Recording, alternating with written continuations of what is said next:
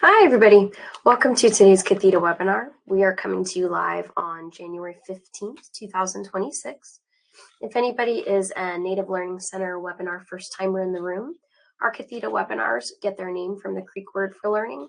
And today you're going to be learning an update on urban Native housing with your instructor, Shelly Tucciarelli. My name is Brooke Warrington. I'm the Training and Development Specialist here at the Native Learning Center. We're also thrilled that you could tune in for the webinar today. If you could follow along while I read the disclaimer aloud, this webinar provides a summary of fundamental concepts, requirements, and/or procedures within the allotted 90 minutes. The material discussed does not illustrate all possible scenarios that could be applicable. We also have our copyright infringement law printed here. This is just a friendly reminder that the webinar materials are protected by copyright, trademark, trade secret, and other intellectual property laws. Moving forward, you can find the webinar materials in the courses section, as well as any of the other webinars that we've hosted here on the learning platform. I have also put a link to the presentation slides in the chat for you. And if you join a webinar with us in the future, you can just log in like you did today and click on that green banner at the top of the screen. We do ask that you join with listen-only capabilities because we are recording. It just helps to cut down on audio feedback in the recording. And if you find that the sound is coming out of the wrong device, maybe you're trying to use your headphones, maybe you're trying to use a Bluetooth speaker, whatever the case might be, if you go down to the bottom of your screen, where I have a telephone icon, you might have a headset icon. But either way, that's going to bring up a list of your speaker devices, and you can change to the right device you want to use. Even though we ask that you join on mute, we do still encourage class participation. We want to hear those questions and comments, and we'll rely primarily on the public chat to do that. If you haven't yet opened it, you can open it through the messages panel to the left-hand side of your screen. This will open up a chat between you, the NLC staff, myself, the instructor, and you can enter any questions or comments that you have here in the box that says send message to public chat. If you have any tech support issues that I can help you with, you can certainly send those in as well. And you'll just type what you want to say, hit enter, or you can click on the little paper airplane and that'll send it in where we can see it also. If you think we missed something along the way, you could always use the hand raise feature to the bottom right corner of the screen.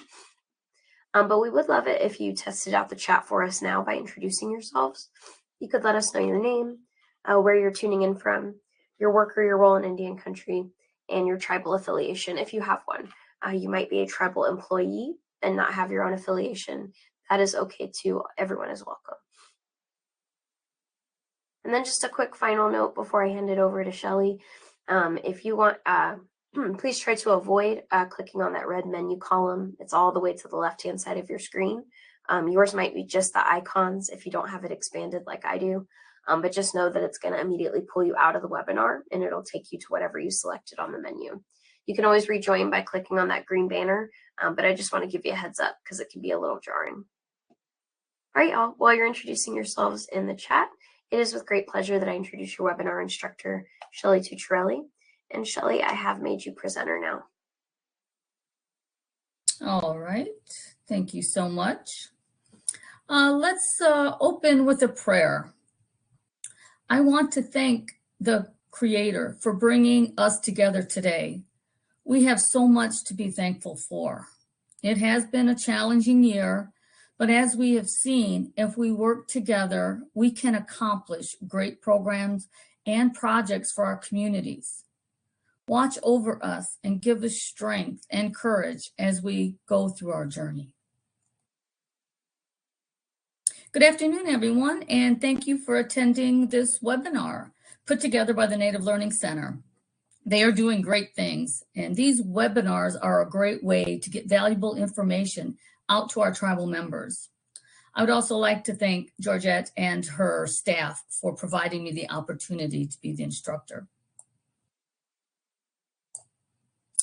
As Brooke mentioned, I'm Shelly Tucciarelli, and I am the owner of Turtle Clan Development Services. I'm also a tribal member of the Oneida Nation of Wisconsin. My reservation is near Green Bay, and we have the Bear Clan, the Wolf Clan, and the Turtle Clan.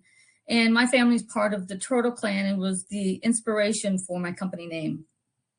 The mission of my company is through training and technical assistance, like these webinars, to help tribal members and leaders to not only increase the quantity, but the quality of affordable housing and to develop or expand their economic development in their communities in Indian country nationwide. I am also the co-founder and executive director of Visionary Ventures and a feed corporation. Our nonprofit is a Native American nonprofit, 501c3. We also have a over 51% Native American board of directors. Our mission is to work with community members and leaders to advocate and promote affordable housing, economic development, and services to the Native American communities. In providing these opportunities, it helps to bring stability and hope to individuals and families. We were awarded low-income housing tax credits from the city of Chicago to develop the first affordable housing development for Native Americans in Chicago. It is history in the making. Jigsabeek at the river's edge is our development, and I will give an update on our project later in the presentation.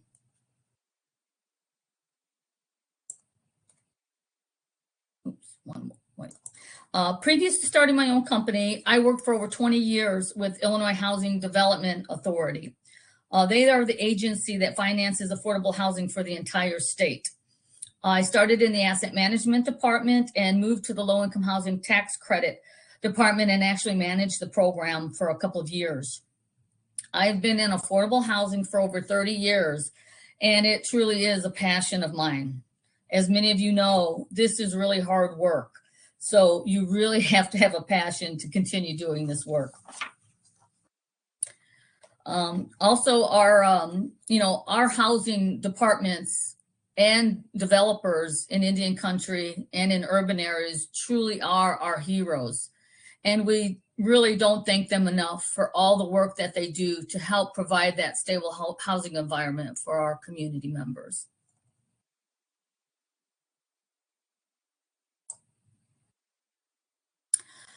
It is always great to do training on Native housing. We need to make sure our tribal members are getting into decent, quality housing in urban areas as much as we do on our reservations. We all know how decent, affordable housing helps to stabilize families. After going through COVID, when all of us had to quarantine at home, we really did realize how important it is to have that stable home environment. It is great to hear about all the new housing developments going up in Indian country. We are finally hearing on the news really about the affordable housing crisis. But we've all known, and in Indian country, we've always had a housing shortage. So it's not new news for us. But we really need to make sure that, because we have a housing shortage in Indian country, we also have a housing shortage in urban areas with large Native populations.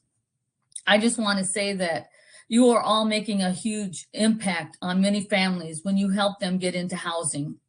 We have to keep working on developing additional housing units and programs for our tribal members on and off the reservation. As we all know, there's a misconception that everybody thinks that all Native Americans live on reservations or in rural areas, but in reality, only about 30% live on reservations, and the rest of us live in urban and suburban areas. We have a lot to cover today, so let's get moving. I want to go over a little bit of the course description. There really is such a great need for affordable housing on reservations, but we do know that there is also a desperate need for affordable housing in urban areas off reservations. Urban areas have long been important places for Native peoples and for tribes. These areas were once sacred territories of many tribal nations. Many of Native community members in urban areas are affected by poverty, substance abuse, lack of services, and health problems. We need to provide our Native people in urban areas an affordable, stable home with access to services on site and within the community. We will talk about the funds that are available for single family and multifamily housing. Some of the objectives that we want to talk about: what is urban Indian housing? What types of housing is needed in urban areas and for your tribal members? What type of financing tools are available to do affordable housing in urban areas? What types of services should be provided to community members? Then we will provide an update on the first affordable urban native housing development in Chicago's history.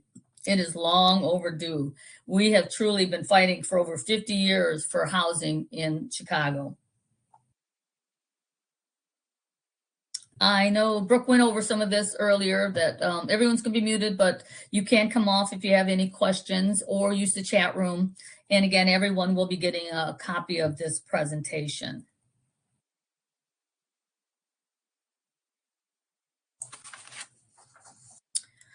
We all know that there is such a substantial need for all types of housing in Indian country.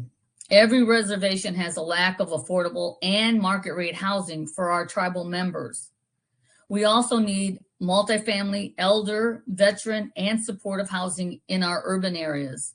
We all know too that the lack of housing on our reservations is really causes, because we have so many relatives here in Chicago that would love to go back to their reservations when they retire, but there's just that lack of housing that they really can't move back to the reservations that they want to. So, developing affordable housing is really so important.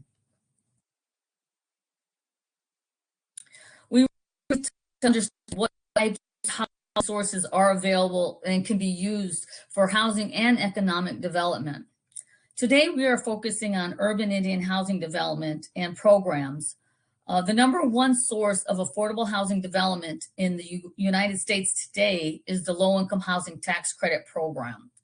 Some states also have state housing tax credits.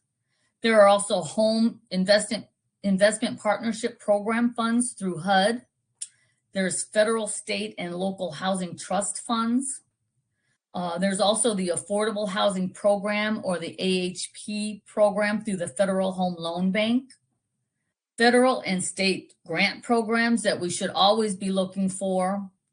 Rural development that is great in our rural areas and on our reservations that can help with that infrastructure.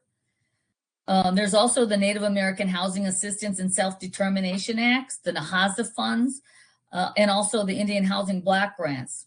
As we know, these funds go directly to our tribal nations.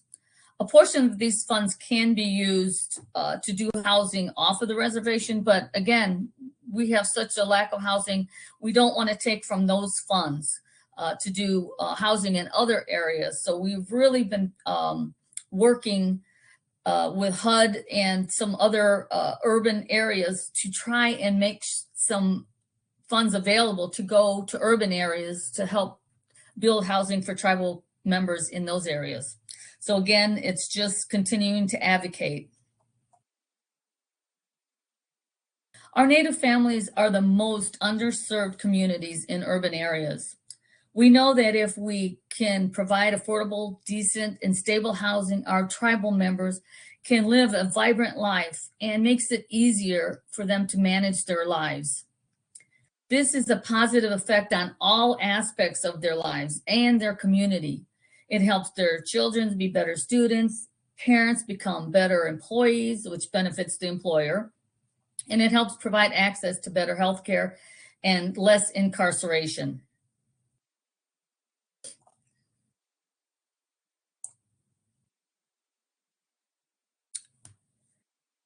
I just want to do a little land acknowledgement, because as we discuss urban land or in urban Indian housing in Chicago, we really want to acknowledge the people and the land upon which we talk, because for us, Chicago is the location of the ancestral homelands of the people of the Council of Three Fires, the Ojibwe, Potawatomi, Odawa, and Ho-Chunk. It also was the home of the Peoria, the Kaskaskia, the Pinakashaw, the Wee, Miami, Muscooten, Sac and Fox, Meskwaki, the Kickapoo, and the Chickasaw nations. So there were so many vibrant communities here, but as we all know, Chicago was land that was wanted by the colonies. So a lot of times, we really do have a responsibility to recognize our Native nations, and we work with them as we move forward in doing our economic development and housing in urban areas.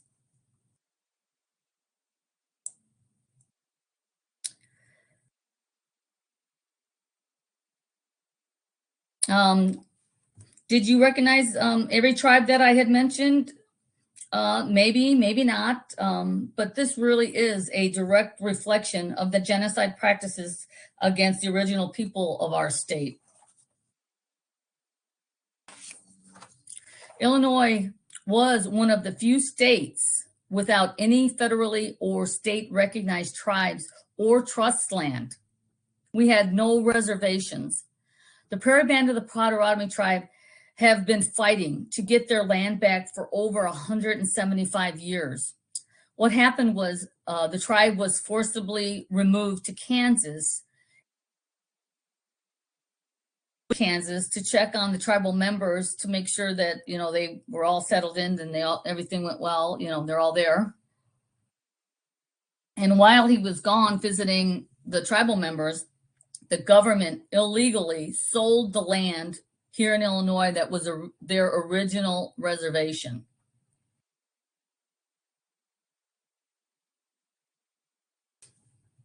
Here is the Prairie Band, Zeke and some of his tribal members.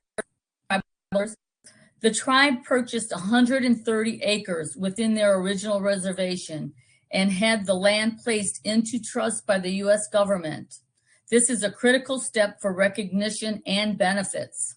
Yes, the Prairie Band of Potawatomi Nation is successfully getting land back in Illinois, most notably with the March 2025 signing of legislation returning the 1,500-acre Shabana Lake State Park to tribal ownership.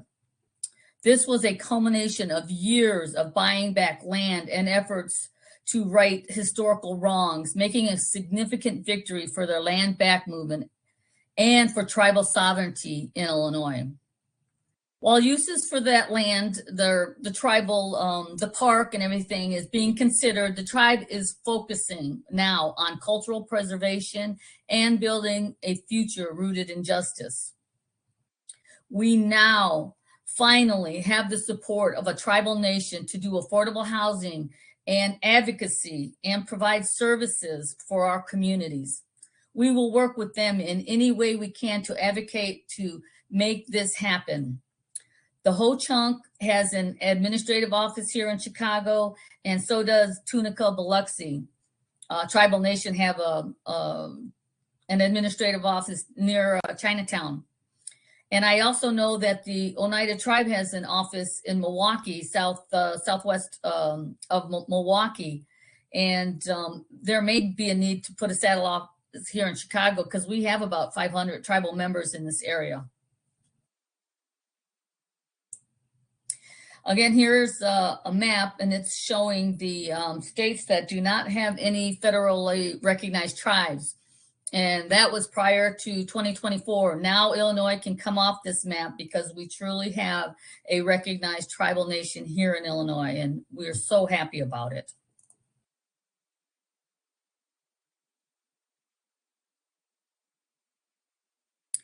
Let's give just a little bit of background of Native Americans here in Illinois. In the 1950s and early 60s, reservation life was not so good, and there really wasn't much good housing and not very many good jobs. So many of the tribal members were looking for an alternative. When the Indian Relocation Program was introduced, it brought thousands of Native Americans from reservations around the country to big cities like San Francisco, Phoenix, Milwaukee, and Chicago was also a relocation city. They were trying to find a way to support their families. I think it was via the Bureau of Indian Affairs that was passing out flyers on the reservation, offering jobs, social services and affordable housing in urban areas. And a lot of times they gave them a one-way bus ticket to these large areas. The government was really trying to assimilate Native Americans into big cities so that they didn't have to provide funding to the reservation. But as we all know, that did not work.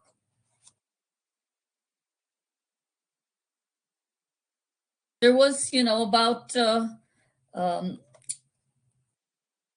of course, when a lot of the families arrived in the big cities, there wasn't the jobs that they were promised. There were few jobs, no social services that were directed to the Native American community, and no affordable housing. So about 30% of the tribal members, returned to their reservations because they just there wasn't nothing here. But those who stayed, we know, lived in poverty and had poor health. There was a lot of substance abuse, and they also suffered emotionally from the loss of their tribal connection and their cultural identity. They were really not prepared for urban living. But at the time, to support their families, they really had no other option, and they stayed.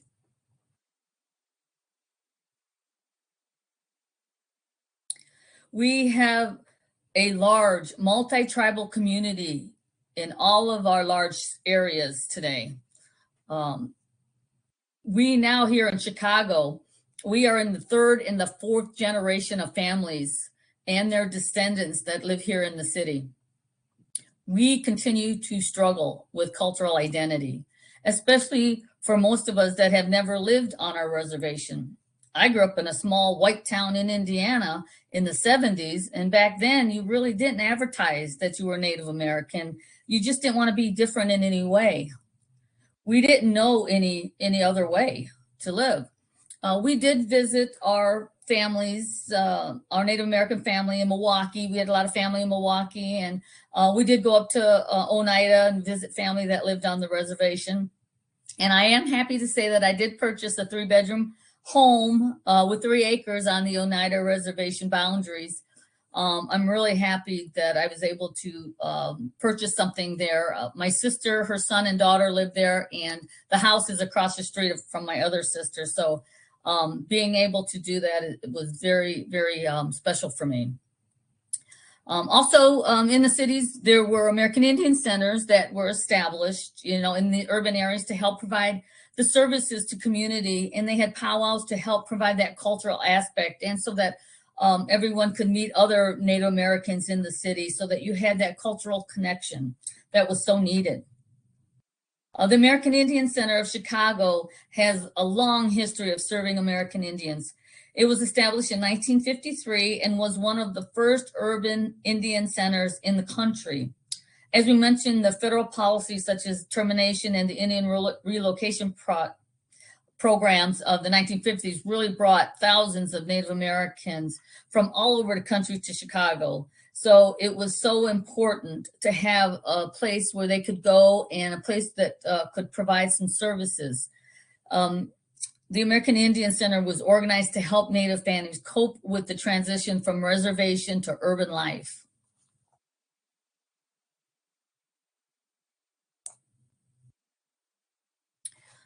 Like I mentioned before, there really was a lack of services, jobs, and housing. We also do have the American Indian Health Services of Chicago, and we also have our own, in Chicago, we have the American Indian Health Services of Chicago, which is great to be able to provide those health services for our community. Many large urban areas do have their own health centers. The Indian health centers are reciprocal, which means that if you're going to different cities and they have an Indian health center and you have your tribal enrollment card, you can access services at any of those health centers in different cities. I'm sure there may be some exceptions, but pretty much that's how it works. So it's great to know that those services are available.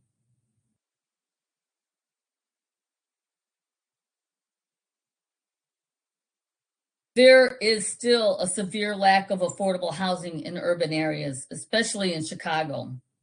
Phoenix and Minneapolis are really doing a great job in providing housing. But again, they have support from their tribal communities and their tribal nations in those areas to help support them and advocate for affordable housing. But now that we have the Prairie Band here, we will start continuing to advocate to provide more housing.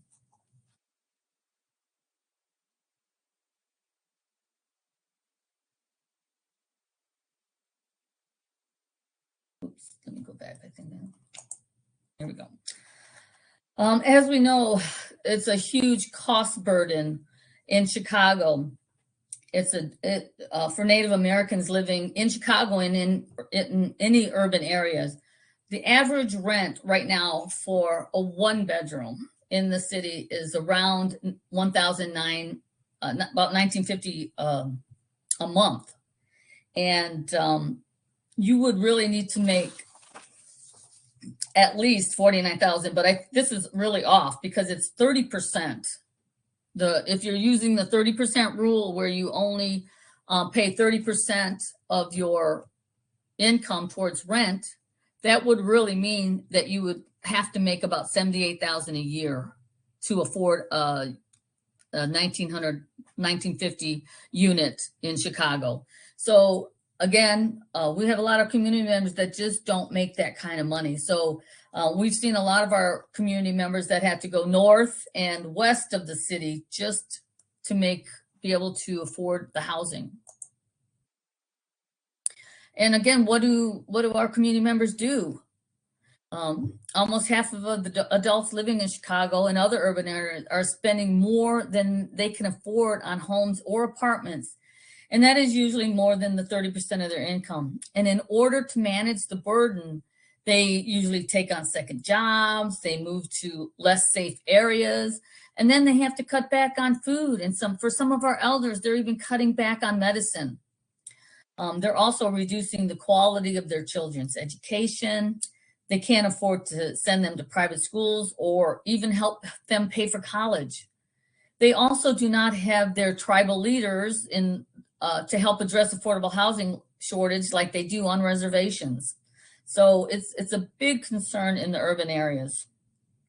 We know that when we can provide some affordable housing, that the result is better employees in the workforce, more money to purchase items in the local economy for their families, and better students when they have a healthy learning environment.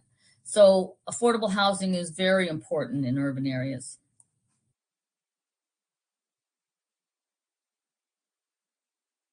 This is, here's a report that was completed. It was done several years ago. That's provided the link, so when you get the PowerPoint presentation, you can take a look at this report. Like I said, it is an older report, but some of the same issues are needed to be addressed that came out in this report.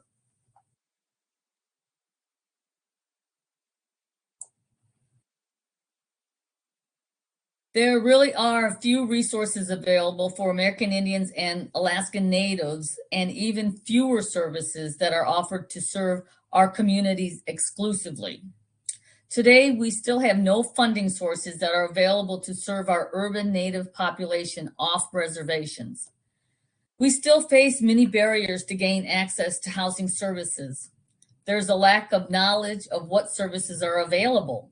Right now, we're doing a housing needs assessment and a survey, and we're also compiling a resource document so that we can have as many resources. We're working with the American Indian Center, the Health Center, and a lot of our organizations. What resources do you have? Let's put it all in one area so that we can provide that to our community members so that they know Chicago has a lot of resources. We just don't have access to them, and we don't know where they are. So being able to put this resource guide together is so important. We still face many barriers to gain access to housing.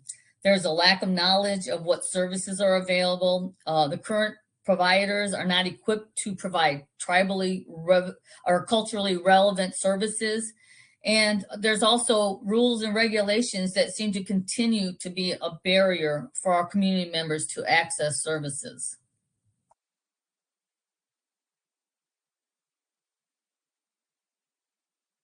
Our urban Native communities are disadvantaged and underserved. We still suffer from historical trauma that have been handed down from generation to generation, and is the main reason we still suffer from so many social issues of alcohol and drug abuse, domestic violence, and one of the highest suicide rates of any nationality. The Treaty of Chicago in 1833 was one of the last formal agreements with tribal nations, and was the final removal of all original people of Illinois. So Illinois really did not have many Native Americans that lived here until the Federal Relocation and Termination Acts in the 1950s and 60s that we talked about earlier.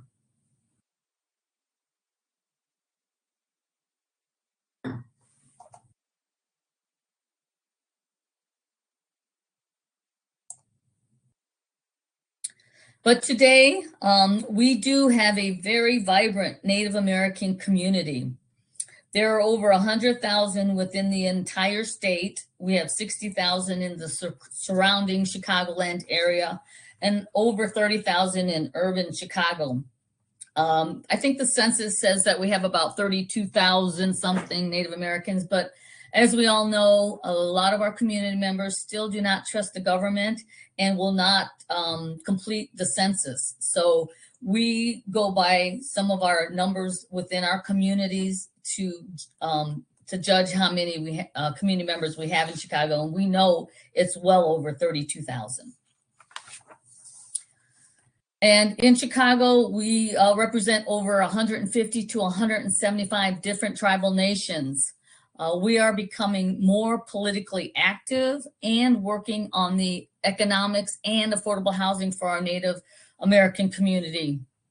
We really know how important it is to have the tribal nation, to have the Potawatomi here now, federally recognized, because they have lobbyists, and the Potawatomi does have quite a bit of money also, so they are very active in lobbying and support.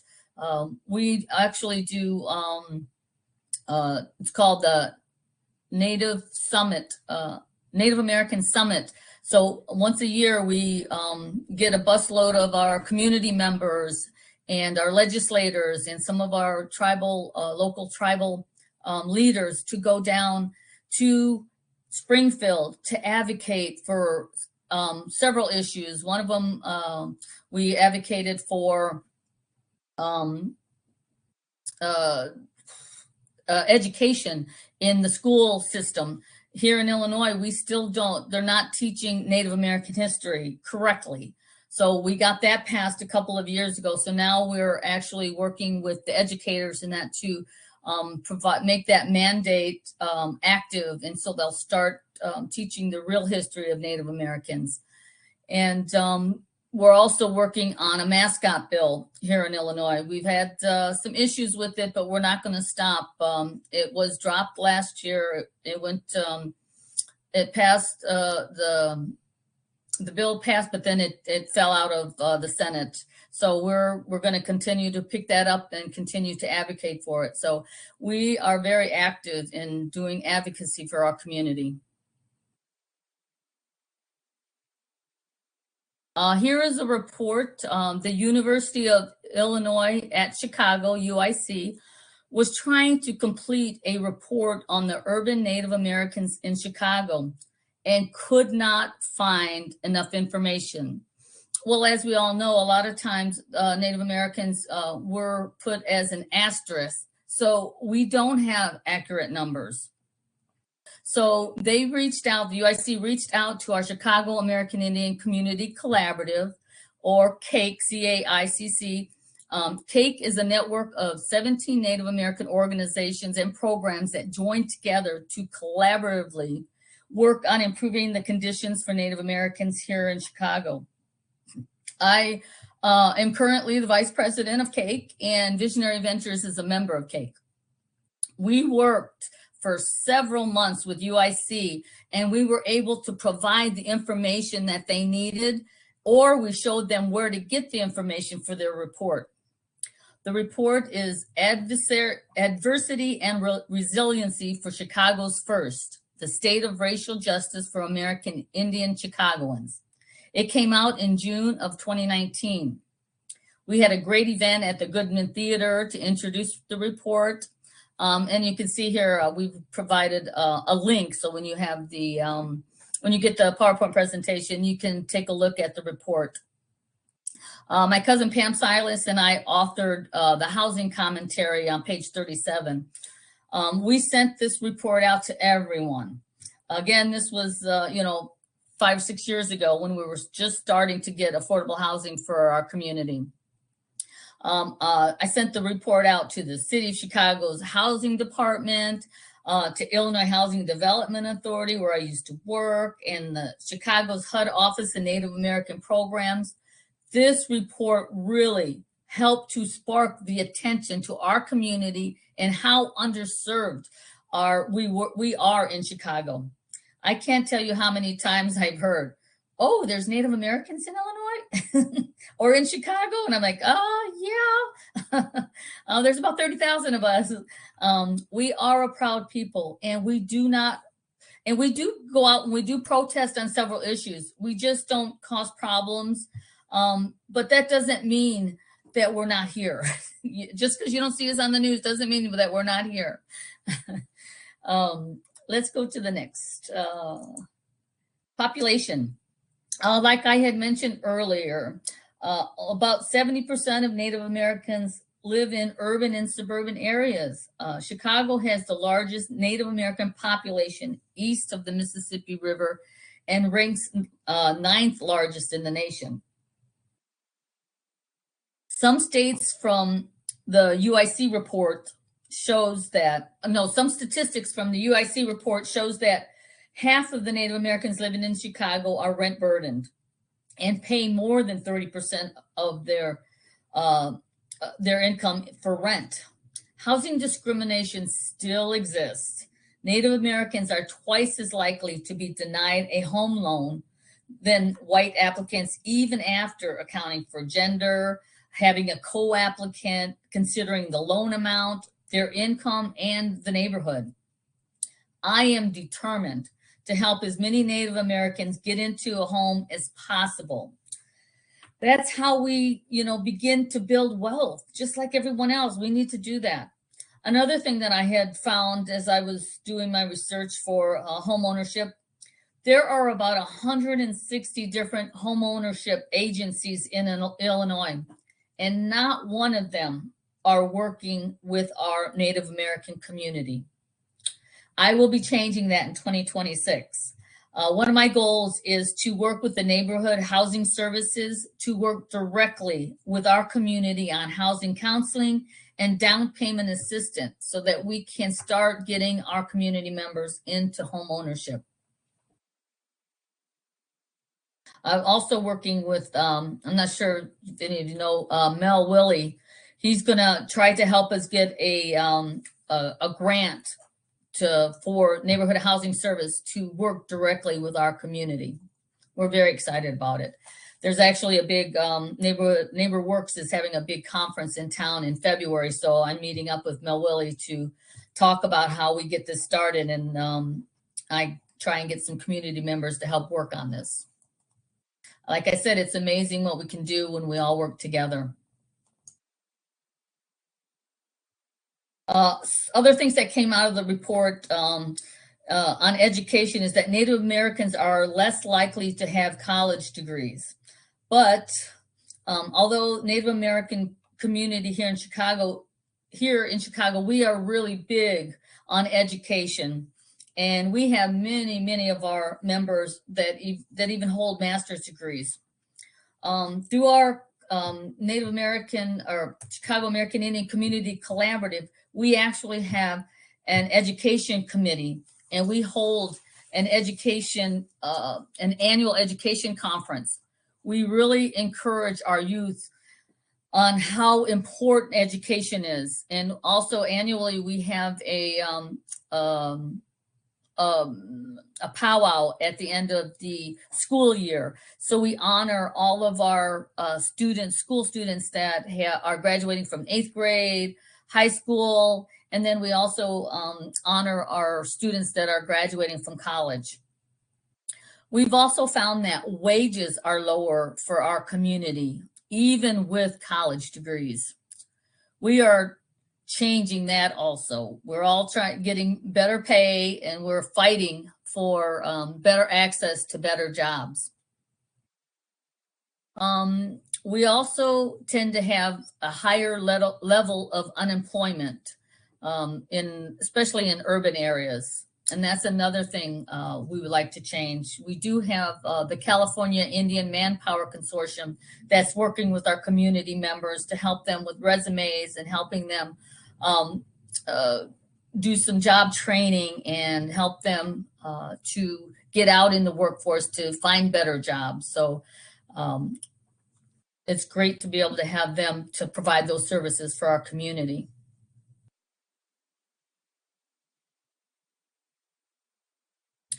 Here we go. I'm sure a lot of you have heard some of these myths.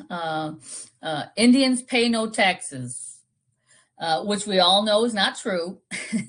The Bureau of Indian Affairs subsidizes all Native American activities. That's false. Casinos have made all Native Americans rich and they all have jobs. False. Indians receive a monthly check from the government. That's wrong. Although some of our tribal communities are very successful, and more power to them. And more of our communities are uplifting and doing so much better. So we're all working towards that goal, and we will all continue to buy more land.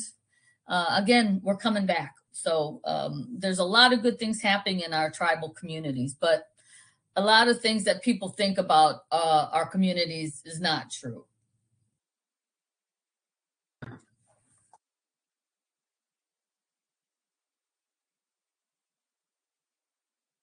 So now we really need to, we're going to talk about how to determine what you need for your community. You have to first determine what type of housing is needed. Like we did here in Chicago, we had to, we know that we need housing for all of our community members, but what is the biggest need? And, we determined that it was multifamily housing.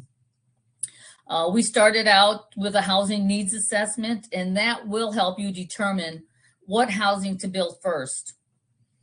Once you determine that, then you start working on your feasibility phase. This is where you're gathering all your information to make sure that your idea for your housing project will be successful. You should really also kind of start with like a vision statement for your project. It can be simple, and this is kind of the one that we have for our project here in Chicago, to provide affordable housing for our Native American community in Chicago with relevant cultural services to support our residents. This, like I said, was kind of our vision statement for our project. Your vision statement should also include the site, where you're going to build your housing. Determine what experience and knowledge you have of your current team. This is where, once you do that, this is where you will decide if you need a consultant to come in and help for different areas of your project. You have to determine if your project is financially feasible. Do you have enough funds through tribal, federal, state, and local funds and grants to build your housing? Remember, there are a lot of funds out there to build affordable housing. Everyone else is accessing these funds, so we need to start accessing these funds also.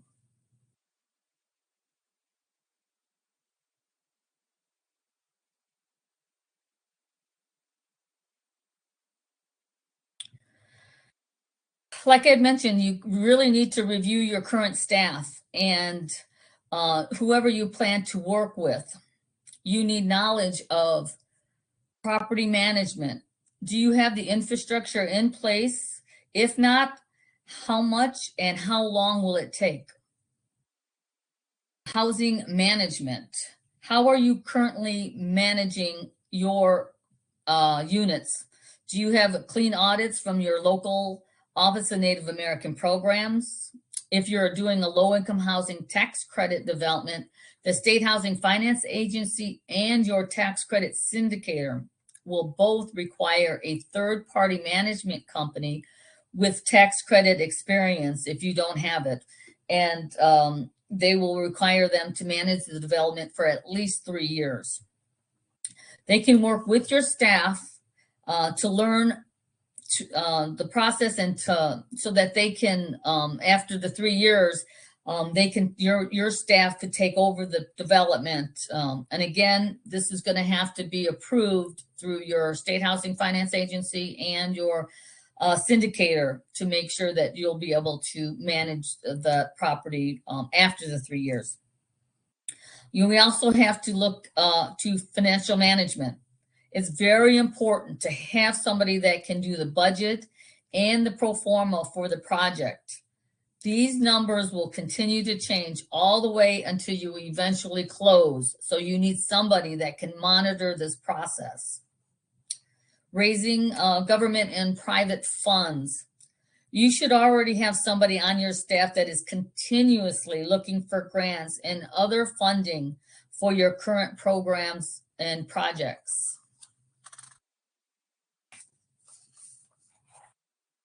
You should always be looking forward to the next project or your next program for your tribal community and keep looking for funds to make it happen.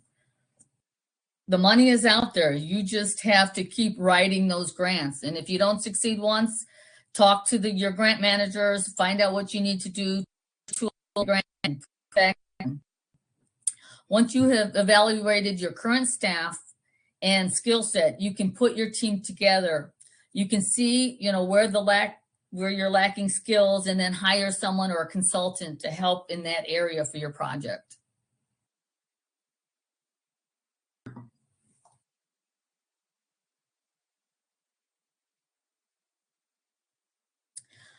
As we mentioned before, now that you've determined that housing needs for your community, and you've realized it is to increase the supply of affordable housing, these are the steps that you're going to have to do to start your process. First, you're going to need to assemble your team. You have determined where you want the housing developed. You have already completed your budget, so now you're working with your tribe or the urban native housing to, a lot of times if you're doing, if you want to do housing off the reservation, but you're still using some of your tribal funds, you're still going to have to go through and get approval from your tribal council. You want that support, especially if they're going to be putting some money in it. So this really is an important step, and you can't really get started until you get your approval. We know that some projects can get approved, on the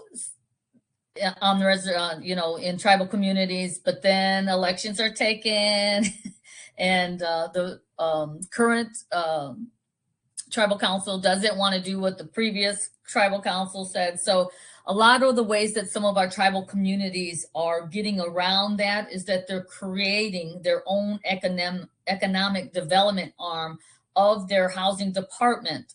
That way, once the tribal council approves that project, it can't be overturned. It really seems to be working well in a lot of our tribal communities. Then you have to determine where the funding is coming from. Again, this is where your financial management will be coming into play. Once you close on your financing, you will need to build and then market the project. We currently have over 200 community members on our interested persons list.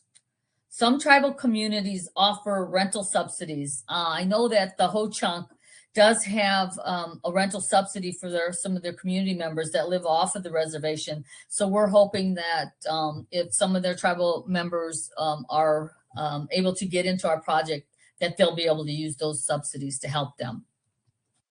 And now that you have the new development for your tribal community members, it is now an asset and helps you to build net worth for the tribe and for your community. And now you start working on the next program or project.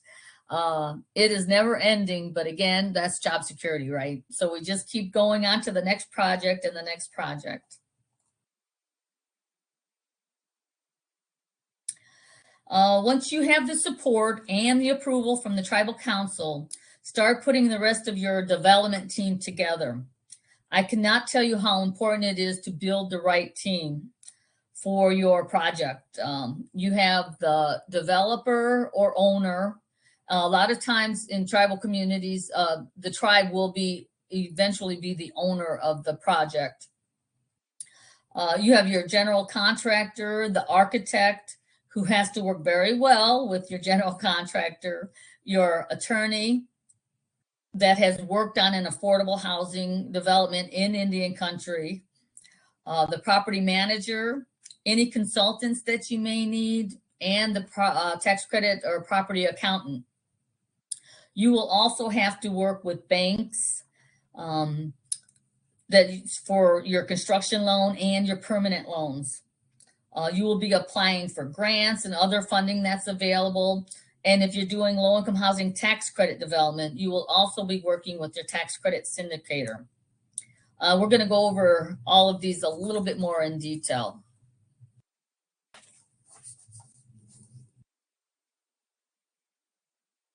So one of the key players is your development owner and the developer, and which may still be maybe the owner also. And they are the ones who Indian, if you're doing it for your tribe, the tribe would be the development owner eventually of the housing development. Or it would be owned by the development arm that a lot of the tribal communities are putting together. So that development arm, but again, the development arm is owned by the tribe. So in essence, the tribe owns the housing. And sometimes it's also would be part of the housing development or department.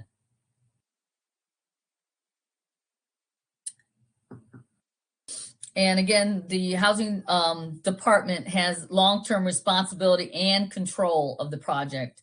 The developer and the owner is really responsible for this project. They start with a vision and they see this all the way from the beginning, all the way to the project construction is completed and till all units are rented. And then again, they start looking for the next project. Again, you have already determined if you have the capacity to take on this huge project on your own, or if this is your first housing development, you may need to joint venture with a qualified developer that has completed an affordable housing project.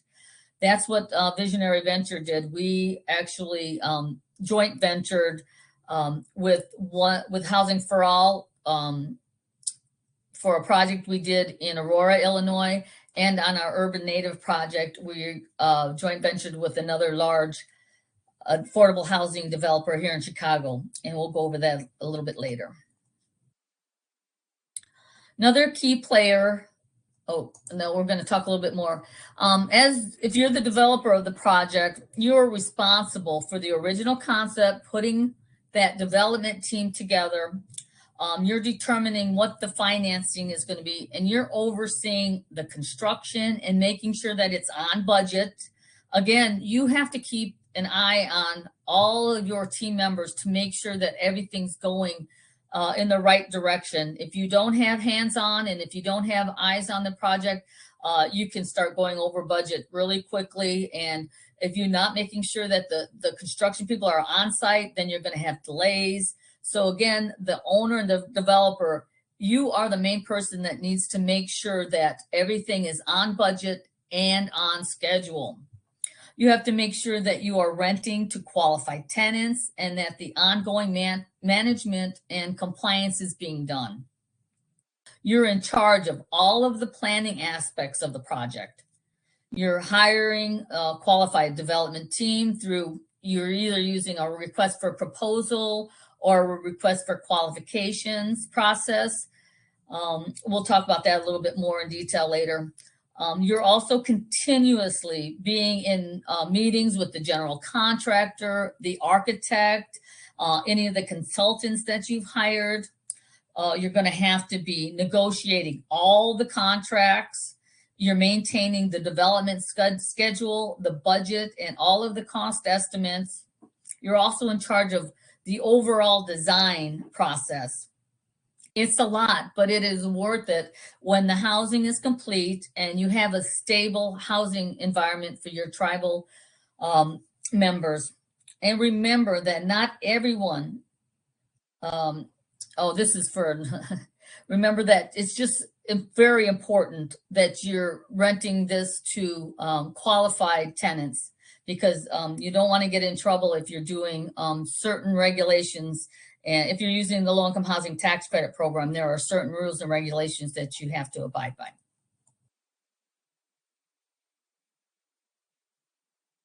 The next big key player that's very important is your general contractor. I've seen so many instances where you get a general contractor, but they're just not qualified to do such a large project. The general contractor are responsible for overseeing and managing the construction of the affordable housing project. You have to make sure that you're hiring a reputable GC and not, a lot of times we don't want it to be a family member or your husband's brother or anything like that, because you've got to get somebody that's qualified. They have to be available to be on site during the construction phase. This is, some of the typical responsibility. As I mentioned before, you have to get a GC, a general contractor, and an architect. They are going to be really interacting the most. So you have to make sure that they have a good working relationship. They will be getting all of the bids and hiring subcontractors. As the developer, you will be working closely with the GC to make sure that they're getting the best price for your project. Especially today, construction costs have gone up so much that it is so important that you value engineer your project to make sure that it stays on budget and just keeps your bottom line good. They will also be in charge, along with the developer, to get the permits and scheduling any and all inspections that are going to be required throughout the process.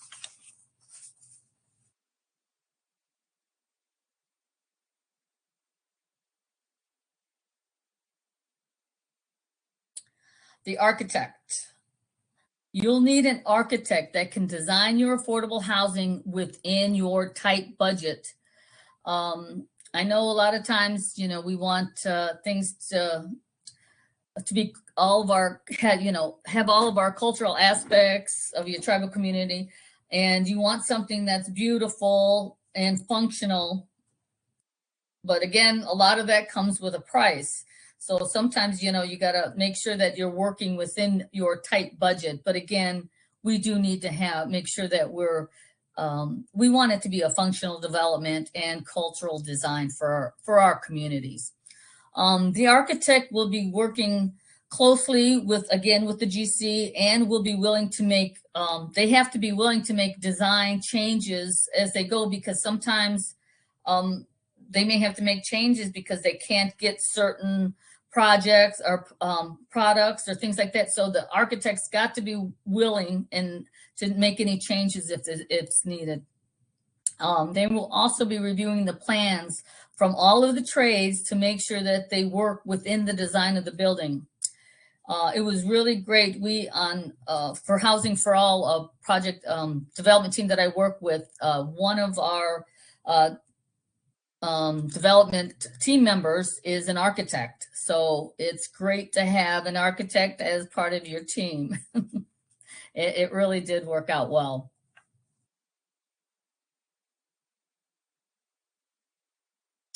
The next team player is your attorney. You have to make sure that you have a real estate attorney that has a good understanding of affordable housing and all of the requirements of all of the programs and grants that you're using. They will also be involved with reviewing all of your contracts and forming any single purpose entities that you may have to have. And they will also help with any environmental or zoning issues. So you want to definitely make sure that you have an attorney that has worked on an affordable housing development before.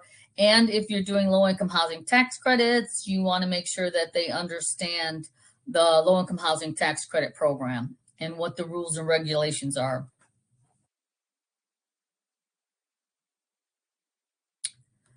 Next one is your property manager. For our tribal communities, the property manager is usually involved in all aspects from collecting the rent, making sure that tenants qualify for the units, maintaining all of the tenant files, and providing maintenance for the units. And as I mentioned before, if you're doing a low-income housing tax credit development or a large affordable housing development, the tax credit syndicator and the state agency, housing agency, is going to require a third-party property management company that understands the low-income housing tax credit program rules and regulations. And even if you're not using tax credits, the bank may require a third-party property management for a couple of years if your housing department does not have the capacity. The staff can be trained to take over the management in the future.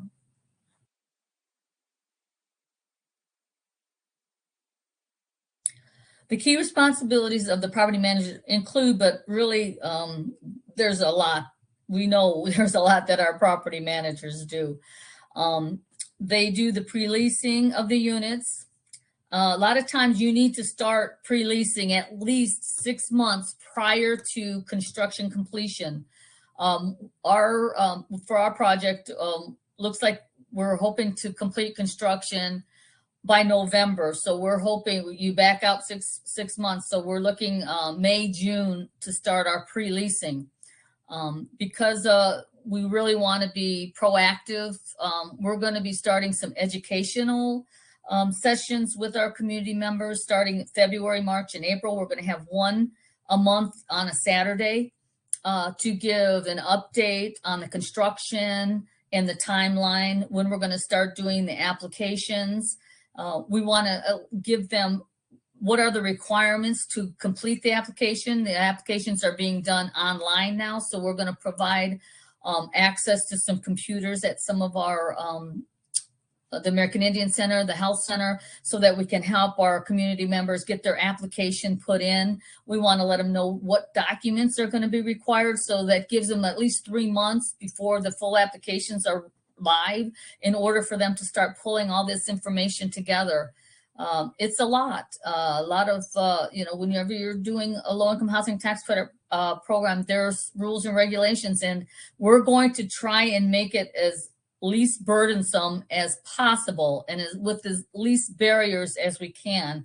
So that's why we want to do these education sessions, just to let our everyone on the interested persons list know. And if they can't make it to the meetings, I'm going to also put like some frequently asked questions together to send out to them, and also the list of some of the documents that's going to be required. So it's very important to prepare your community members to become renters in your projects. Again, we all know that a lot of our housing authorities or departments have a huge waiting list for their units, but it does take time to pre-screen the applicants and get all the paperwork and the files together. So depending on your application process, there will be, background checks, credit and criminal history checks. But again, we're making them as to the least amount that we can, because we don't want to make sure that our community members will qualify. There will be employment verification, past and present rental history is going to be reviewed. Once all this is complete, then the lease package is prepared for signature. One thing that I can stress is that you are consistent with all applications. The same process has to be done for each person that comes in. Any tenant, a lot of our property managers also have to deal with any tenant complaints or problems after they move in. Property management really is a tough job and can sometimes be a thankless job. They are making sure that our tribal members are getting into safe, stable homes, and it really is an important job. We need to thank them a little more. The next one is once you're putting your package together, your financing, and a lot of times you've already developed relationships with banks and, you know, some of the, you need to start making those relationships with different banks. And as the developer, you will be interacting, and you will be the one that's going to be talking to the banks, trying to get the best rate for construction and permanent mortgage. Thank goodness that the interest rates are starting to come down some, because that can make a big deal when you're working on multi-million-dollar projects. Your tribal community should have a good relationship with your local banks and lenders. You always start with those banks that you have relationships first. Also, I can't stress enough that if you're you want to see what opportunities that and what funds are available with your state finance housing agency, contact them, call them, if you can go to their office, make an appointment to meet with them, find out what type of resources that they have. And even if you're not using the low-income housing tax credit, they may have other funds available. So if you have some tribal funds and you just need a little bit more to make this project work, they may be able to provide some for you. But again, you have to build that relationship with them. And if you are using low-income housing tax credits, you will be working closely with your state housing finance agency and with a tax credit syndicator, because they will be the ones that's purchasing those tax credits. So they will be in the deal for at least 10 years.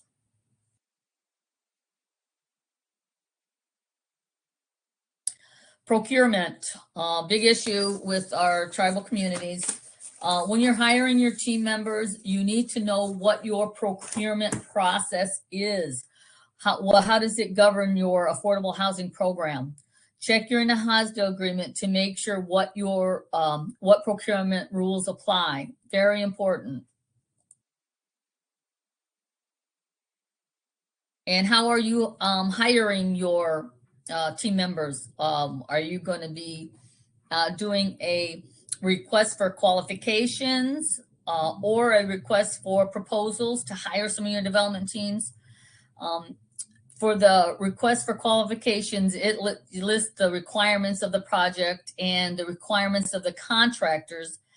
Submit a letter of interest, and then they have details about their ability to complete the project.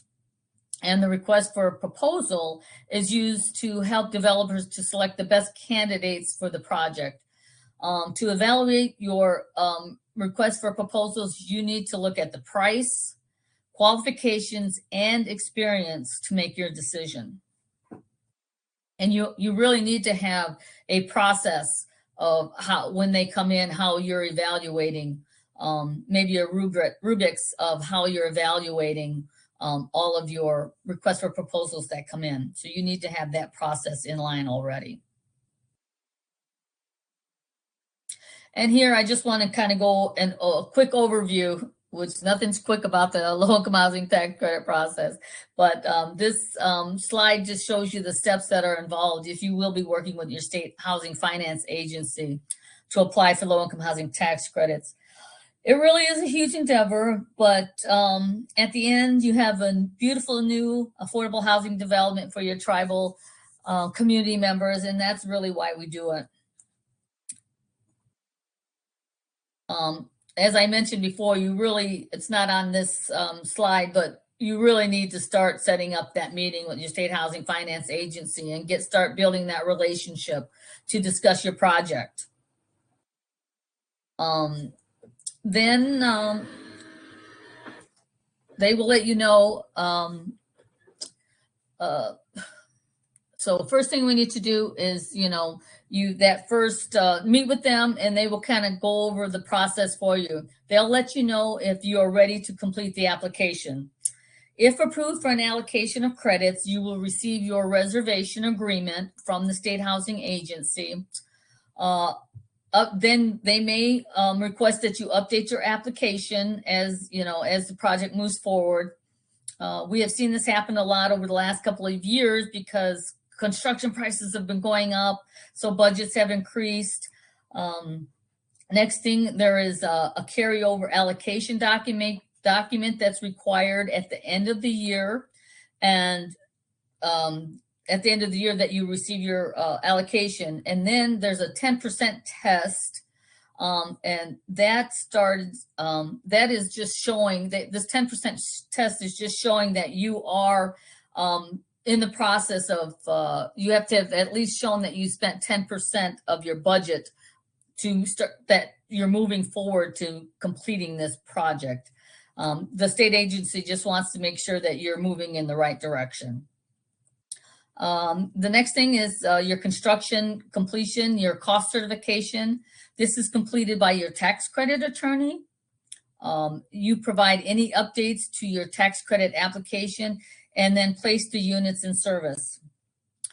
Then there's the land use restriction agreement that you have to abide by. You're saying that your affordable housing will remain affordable for up to 30 years.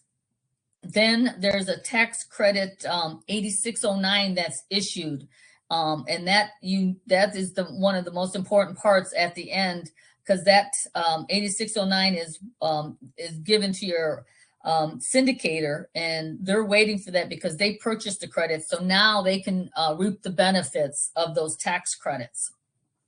And also, you'll be required to an annual financial statement with an audit, and then also you're going to have tax returns completed.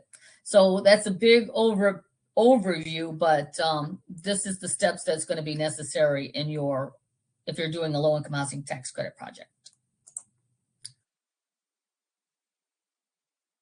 Next thing is hiring Native companies. There have been a lot more Native American companies that are working in the affordable housing industry today. When you're putting your team together, make sure that you're sending out our request for qualifications and your request for proposals out to the Native companies that are doing this work to let them respond. It's great to see so many general contractors. We have a Native American woman-owned appliance company out of Arizona, Michelle Cooper. So we're working with her to provide the appliances for our project. So it's great to be able to work with as many of our Native American companies as possible. Your team will go over the site that you choose. You complete or update your budget, determine your infrastructure that's needed, and how many units that you can really afford to build. Today, with the low-income housing tax credits, we can only build, the tax credits will only, because of the construction costs going so high, you can only build between like 40 and 50 units, and it depends upon where you're in the city. It's less than that. But 40 to 45 units 40 to 50 units is about all that you can afford to do with the money that you get from the low-income housing tax credits. Once your team has chosen your site, completed the budget, determined what your infrastructure will cost, and how many units you are planning to build, it is time to get local support. Actually, you should do it, the local support, before you get too far into this. In the city of Chicago, no development gets done without the support of the local alderperson. We've been very fortunate to have great support from our alderwoman, Rosanna Rodriguez, every step of the way. And she really helped us when we were going through the zoning process. That can be a real nightmare in Chicago without support. Again, you're going to need support from your tribal council. So you have already put this project, they've already signed off on this project. But when you're doing an application, a lot of times you have to have letters of support within your application. Then you're going to start assembling the financing. Oh, sorry. That was your support, get your support. Then you're going to start, once approved, you assemble all the financing, and that can include your tribal funds, tribal land. You need to find out where you're going to get your mortgage with the lowest interest rate, your construction financing. Construction interest rates can be really high, so you have to really, again, make sure that you're getting the best rate.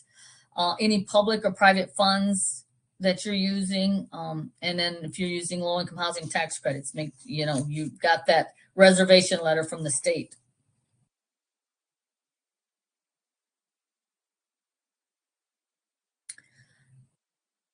And again, this is just a really brief on how the low-income housing tax credit works. It's a federal government program through the IRS. Funds are allocated to the State Housing Finance Agency, and then the funds are awarded to developers to build affordable housing projects. Low-income renters get an affordable home, and tax credits get the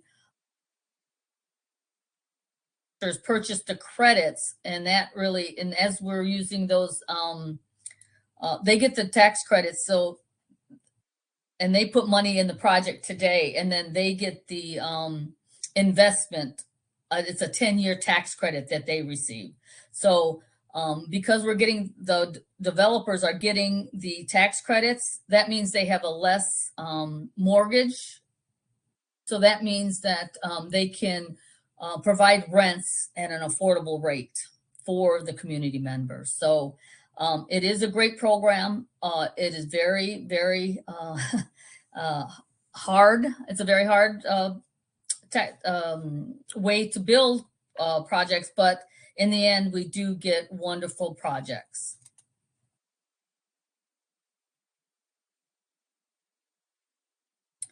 Final step is that you complete your construction and you lease up those units to your community members. You're, being able to provide that housing for your community members.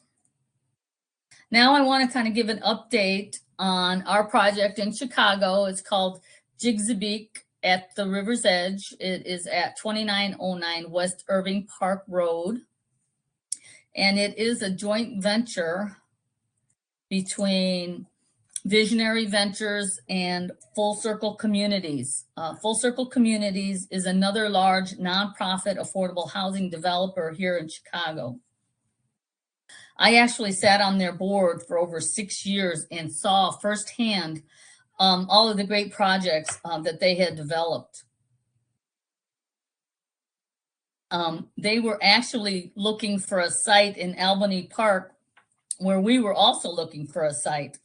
I proposed the concept of doing the first urban native housing development in Chicago, and they have been a great partnership in this project. Of course, I had to come off the board because there would have been a conflict of interest, but I'm just so happy with the progress that we've had. Full Circle Communities is a little unique in the way that they approach affordable housing. They try to build community within community, and they provide 75% of all of their economics, all the money that comes into them. They put it back into their developments for wraparound, to provide wraparound services for the community members. We'll talk a little bit more about that later. Next thing we'll talk about is this is the site. It was a vacant lot, and I have a quick little story. I think I have a little time for this.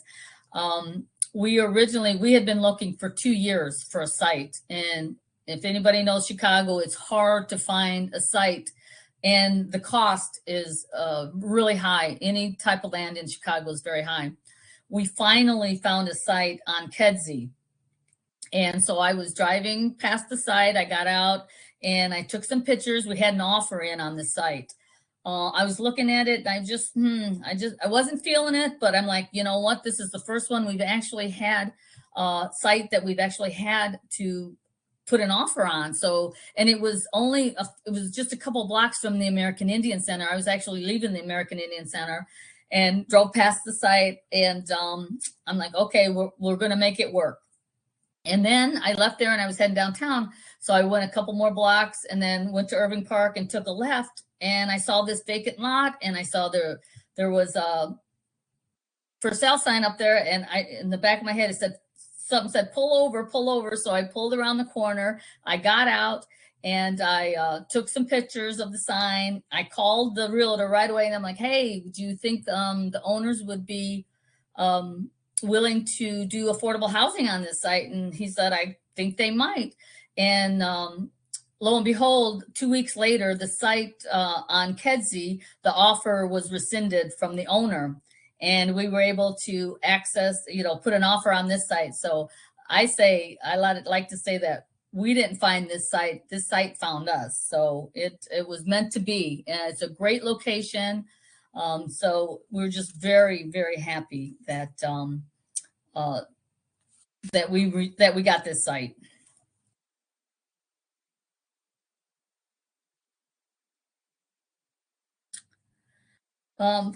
Our project is 45 units, 100% affordable. We're going to have studios, 1, 2, and 3 bedroom units because we wanted that intergenerational component. We're going to have units at 15% of the area median income up to 60% of the area median income, so that we are able to help some most vulnerable community members at that 15% of the area median income level. We're also, we wanted to put some culturally aligned amenities. We have a rooftop garden. We actually have a wonderful community space on the 7th floor. We have an art maker space, so that we have a lot of our community members that do beadwork, make regalia, and instead of having it all over their kitchen table, they can actually have space up on the 7th floor to do their craft and to meet with other residents. So we're looking forward to that. We also have planning a meditation room, play area, and like I said, the beautiful community room with a kitchen. Outside, we're going to have some outside space on the south side of the building with some grills, and we're going to actually have a green roof.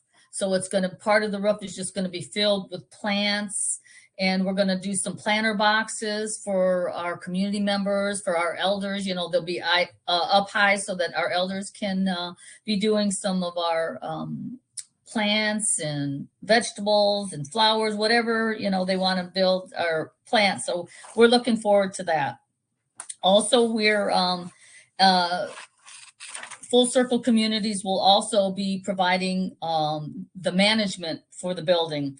So we're going to be working with community members to find, we're working with California Indian Manpower Consortium to find community members to start working with Full Circle Communities at some of their other properties for property management and maintenance, so that they can start getting acclimated to the jobs. And then when our project is complete, we're planning to move them over to our project. So we're looking forward to that.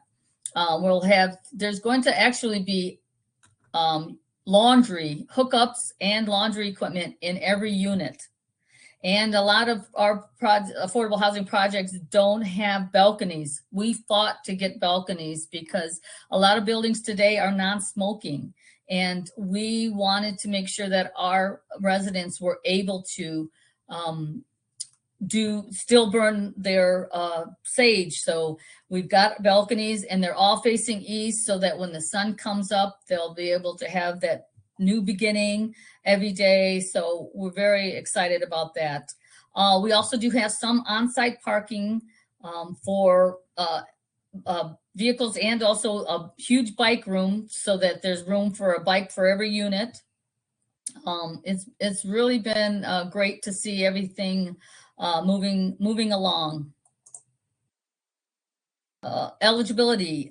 So again, this is where we're going to start holding our education classes to let our community members know of what it's going to take to be able to rent at the different levels in this project. We did have a health action plan that we put together in the beginning. It was part of the Enterprise Green Building requirement. We worked with a Native American company, Wolf River Consulting, that helped put that plan together because we do know how important housing and health do go together. How we named the building. As you'll see in the renderings coming up, water has been a big theme in nature, and using the architect Canopy, Jaime from Canopy, kind of used all the inspiration from the jingle dress to nature to river to really build out our concept of the building. So we worked with Carla Collins and Corinne Casper from the Pokagon Band of the Potawatomi to come up with the name for the building. And the name is Jigsabeek, and it means at the river's edge. So we're very happy that we were able to work with them and come up with such a beautiful name. And here is the rendering of our building. And as you can see, this area here this is where all the balconies are facing east. So you're not looking over, the street, looking at the street. You're actually looking towards the lake on the east side. And as you can see here, we have the blue brick that's going to be running through the building, and the north and the south branch of the Chicago River. And it will also be flowing all the way down through, and the blue will continue into the lobby of the building. We're planning to have local artists having art in the building. We're already getting donations from some of the community members with a wooden bench and some other arts that will be in the building. We're going to be working with Gitchigami Museum. They have some art that they can lend to us. Same way with the American Indian Center may have some art that they can lend. And so we'll be bringing art, different art in and out of the building. And we'll be working with some of the local artists to do each floor of the, when the residents get off, there'll be art going up and down the walls. So we want to work with some of our local artists to provide that artwork. And here's our community space. It's going to be a huge community room. We wanted to do a skylight, but our budget didn't allow for it. But our architect did come up with a beautiful circular light fixture that's going to look amazing. Here's what a typical unit will look like. And as you can see, the beautiful balcony over there. We will be providing microwaves and, again, laundry in the units. I lived downtown for 24 years and I never had laundry in my unit. So this is going to be fantastic for our families. That didn't come out very well. And then here, this was just when the mayor, Lightfoot, announced our project. We were just so happy. It turned out, it was just a wonderful day. We also had a Native American Community Advisory Council that we put together. What they did was one of the main purpose, we worked with our community members and brought them in, and we talked to some of our leaders on putting together our advisory council, because they helped to design the interior, the exterior, what services we want to bring in, and also the community space. So it was a great collaboration. And even before we even started all this, because this has been in the making for 5 years, even before that, we had community meetings, and we've already talked to the local school. They're so happy to have an influx of new students, because in that area, a lot of the 2 flats and 3 flats are now single family homes. So they've lost a lot of their children. One of the things that came out of our community process was that children are going to be so happy to have other children to go to school with, and them not be the only Native American student in their school. So it's just going to be really great to be able to provide that encouragement and provide some services also to the families and after school programming. So we're very excited about that.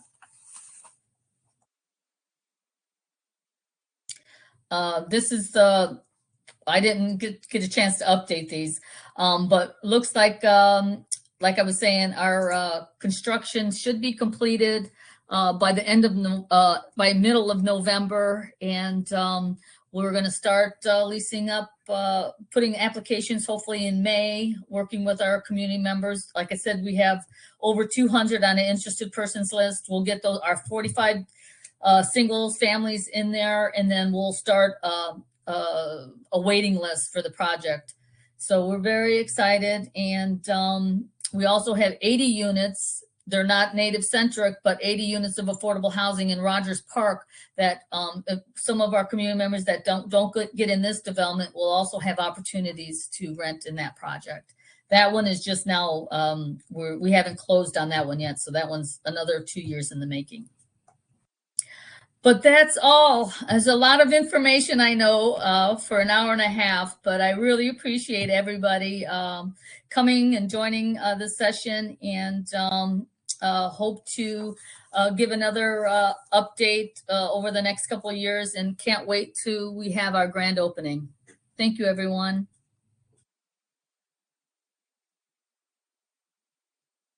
Yay, thank you so much for that fantastic presentation, Shelley. The building is absolutely amazing. It's going to be so beautiful. I did put a webinar feedback survey link into the chat for you folks. It takes about 3 minutes to complete, and it just lets us know what's working well with the webinars, what we can improve upon for the future. And we do share that feedback with our instructors as well. So it helps everybody all around. It takes about 3 minutes, and it is anonymous. We hope you can join us for our next webinar. That's going to be this upcoming Tuesday. This will be Heat Pump 101, Efficient Heating and Cooling for Tribal Homes and Facilities. This will be another webinar with Mike Stevenson and Stephanie Bostwick, if you've been tuning in for their webinars. It'll be 2 p.m. Eastern, 1 p.m. Central, 12 p.m. Mountain, 11 a.m. Pacific, and 10 a.m. Alaska. You can check out this as well as our other recorded webinars on our YouTube channel. We have a full playlist called the Cathedra Webinar Archive. It goes back about 2 years. I encourage you to check out that resource. YouTube is free to use. There's a lot of really, really valuable trainings on there. I hope you can also check out our other upcoming events. We post about them to our social media. We're on Facebook, Instagram, LinkedIn, and Twitter. If you're a podcast fan, we have an in-house produced podcast, the Hope of Thanga Native American podcast. You can listen to that wherever you listen to your podcasts. And if you prefer to actually watch the interviews with our special guests, we do record them and we post that to our YouTube channel as well. But otherwise, that is all we have for you today, folks. I hope everybody has a fantastic rest of the day, rest of your week and your weekend. Thank you again, Shelley, for your amazing webinar. Brooke, I just wanted to add one thing, that I will be moderating a panel on urban Native housing at the Native Learning Center's Energy Conference at the end of January. So looking forward to continuing to highlight the need for urban Native housing at the conference. So thank you, everyone. I really appreciate it. Yes, absolutely. Here, I will pull up, let me put a link for how you guys can register to attend the conference. Give me 1 second. I'll I'll put that link for you in the this is chat. what the 8th annual, and This is the 8th annual, yes. Yes, Very and excited. And it is free for y'all to attend. I'm going to put a link for the information page that's on our website. So you can see the agenda that's on there, and there's a link within that page that'll take you to the registration page. And it is free for anyone in Indian country to attend the conference. And also the Seminole powwow is that following weekend, so I'm staying for the powwow also. It is one of the biggest. It is one of the biggest powwows.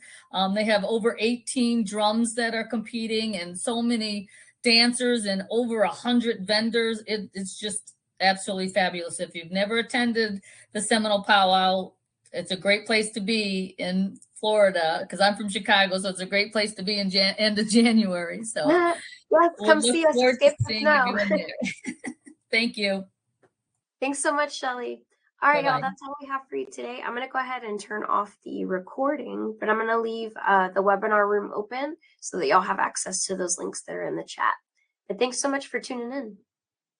Thank you. Bye-bye.